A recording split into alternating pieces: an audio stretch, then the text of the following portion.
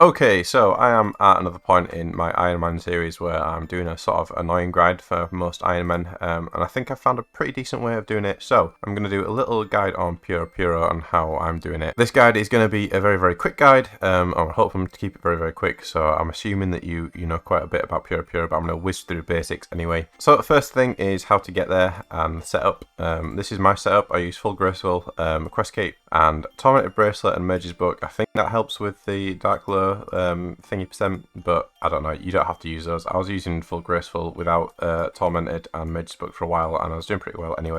Magic butterfly net, ring of Julian, and a glory. If you don't have quest cape, really good cape to use or cloak to use is the Ardy cloak. You can use the Ardy cloak 1 because it teleports you right here, and then there is a fairy ring just to the east. But I'm using a quest cape because it's the closest one to a fairy ring. So teleport here and then run to Zenaris, and then we are here. Oh, also in the rune pouch there is 1k nature runes and 1k death runes, because those are the runes for the dark glow, so not too bad. Dark glow is level 50 magic as well. So you've run to Zenaris, you're going into this center of crop circle, and then you get transported to Puro-Puro. Right, if it is your first ever time and you don't have a butterfly net or anything, I think you talk to this guy, and then you can have you get a scroll, and he gives you some other stuff as well. I think he gives you a normal butterfly net, some impling jars, some butterfly jars, and all that good stuff. If you made a mistake like me and did that, and then you come back later on and can't get anything, you can use the hunter spell kit if you've got lunas, and that gives you some impling jars. So I did that quite a few times until I got like 30 impling jars and just came down here. Once you've got a few jars,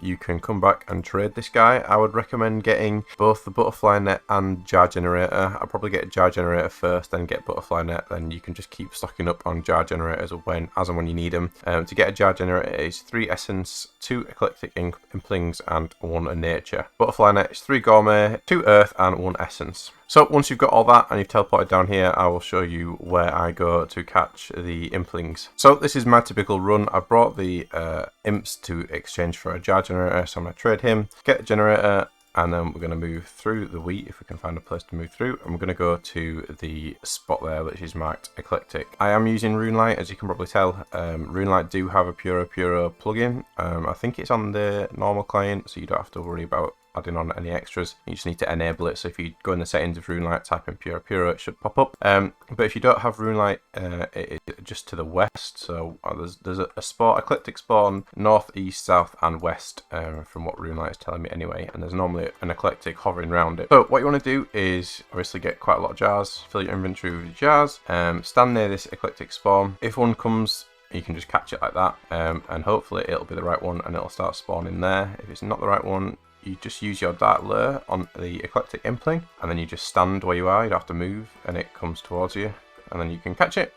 And hopefully this one will be the one that we spawn trap. Yes, it is. So now we can just stand and we're in a cycle. I usually press F4, which is my magic tab, have this open in case I miss it like that. I don't have to move anywhere. Just click there, lure it back, and then stand right next to it. And then it comes straight back. The Dark Glow does have a cooldown. I don't know exactly how long it is, but it's not too long. But as you can see, it's it makes this really low effort. I don't have to freeze it and then, bother pushing through the magical wheat to get them, or, anything like that. Anytime I fail a catch, then it just comes straight to me. Another thing that you can do is, if you're in the cycle, you can lure other imps obviously to you. So I do lure essence implings towards me as and when I can, just because you need those for the jar generators, and obviously you will run out of jar generators at some point. So I typically will just spawn trap this one, and if it runs away, you lure it back to you, because this should be the one of most importance, because you are here for eclectics to get those medium clues. But if you see an essence one that's pretty close or is coming your way, typically leave it for a little bit in case it does just come right next to you. But you want to be catching eclectics, essence, and nature. So as you can see in the bank, I've got quite a lot of essence and natures, because you need 1 nature, 3 essence, and 2 eclectics to get a jar generator, and I am obviously in need of 1 again, so I'm going to go teleport and get one. So you just trade this guy, get a generator, and then you're good to go again.